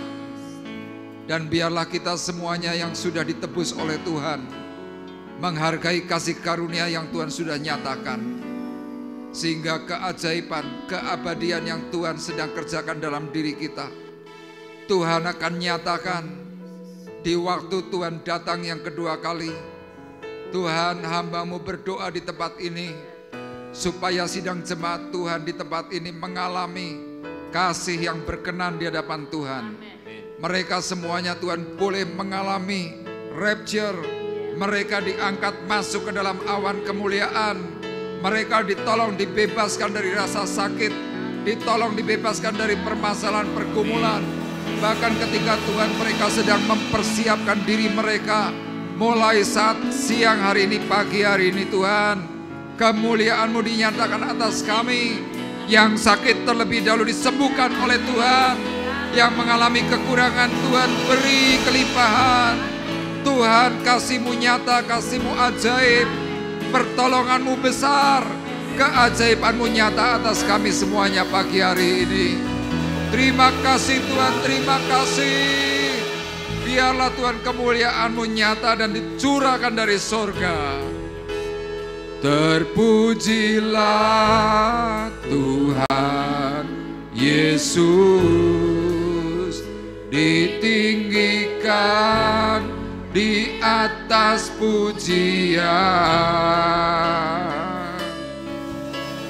Dari dalam lubuk hatiku, ku sujud dan berterima kasih. Terpujilah. Yes, dengan iman katakan, ditinggikan di atas pujian, di atas pujian. Dari dalam lubuk hatiku, ku sujud dan berterima kasih. Terpujilah Tuhan Yesus, ditinggikan di atas pujian. Dari dalam lubuk hatiku, ku sujud dan berterima kasih. Dari dalam lubuk hatiku, ku sujud dan berterima kasih. Kita beri sorak-sorai yang meriah buat Tuhan kita. Haleluya. Terpujilah Tuhan. Kami bersyukur Tuhan atas kemurahan-Mu. Kami bersyukur atas kebaikan-Mu. Dan sebentar Tuhan, kami akan membalas setiap kebaikan Tuhan dengan korban syukur yang akan kami berikan. Berkati Tuhan kami semua yang akan memberikan persembahan yang terbaik. Tuhan yang akan membalaskan semuanya. Bahkan Tuhan memberikan kepada kami berkat kasih dan berkat kelimpahan. Sehingga apa yang kami lakukan adalah untuk kemuliaan nama Tuhan. Terima kasih Bapa di sorga, berkati akan petugas kolektan yang akan menjalankannya. Berkati dengan berkat sepenuh. Sedemikian juga Tuhan kami semua yang akan memberikan korban yang terbaik. Di dalam nama Tuhan Yesus Kristus kami berdoa, mengucapkan syukur kami. Haleluya. Amin. Puji nama Tuhan, terima kasih untuk korban persembahan yang sudah diberikan. Puji Tuhan, kita akan bersama-sama mengakhiri perjumpaan ibadah kita. Saya undang Bapak Ibu untuk bangkit berdiri. Kita akan berdoa. Tuhan Yesus, terima kasih. Kami mengucap syukur untuk keberadaan anak kami Excel Mateo. Tuhan, Engkau terus memberikan kesehatan yang baik. Pasca menjalani banyak perkara di rumah sakit, Tuhan, hari ini kami boleh melihat pemeliharaan-Mu yang ajaib. Kami terus berdoa Tuhan supaya Excel boleh bertumbuh dengan jantung yang semakin sempurna. Sehingga Tuhan dia boleh menjadi berkat atas hidup keluarganya dan juga lingkungannya. Kami berdoa Tuhan untuk Mesia Adriela, kiranya Engkau juga memberkati dengan kesehatan, kekuatan, pertumbuhan roh takut akan Tuhan. Sehingga Mesia boleh menjadi berkat atas semua orang. Kami percaya Tuhan pertolongan-Mu ajaib sehingga mereka boleh bertumbuh dewasa dan memiliki pengenalan Tuhan yang lebih heran dan lebih baik.